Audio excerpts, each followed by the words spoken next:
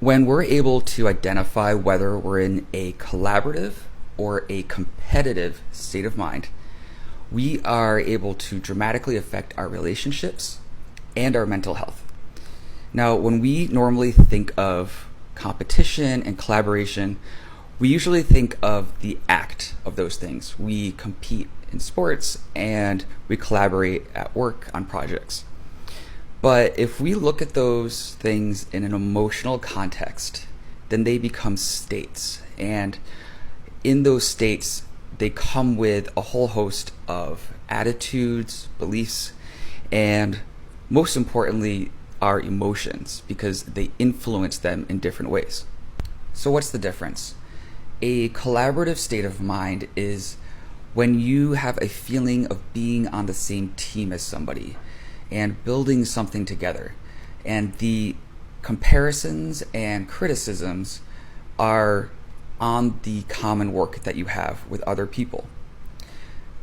A competitive state of mind is focused on the individuals. So one is on the work and one is on the people involved. And in a competitive state of mind, you are criticizing and comparing the people. So this can happen in work, it can happen in a sports team, it can happen in relationships with friends and even partners. Now, it's important to remember that nobody can be constantly in a state of collaboration. The world and life is always going to require some competition at some point.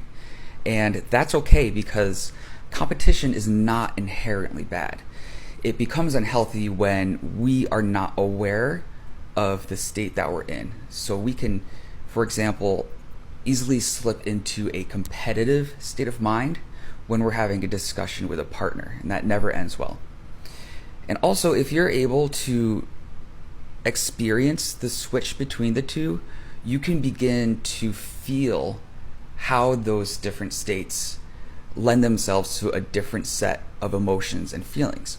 Competition lends itself to emotions like fear, because when you are in competition, there is always a winner and a loser. And it lends itself to withdrawal or insecurity, because if you are criticizing other people, you are inherently comparing yourself and criticizing yourself as well. And collaboration, the emotions that go along with that are usually more security, trust, and it lends itself to creativity. And if you're able to feel the shift between the two, I bet you could identify even more emotions, and a lot of them are going to be specific to you as an individual.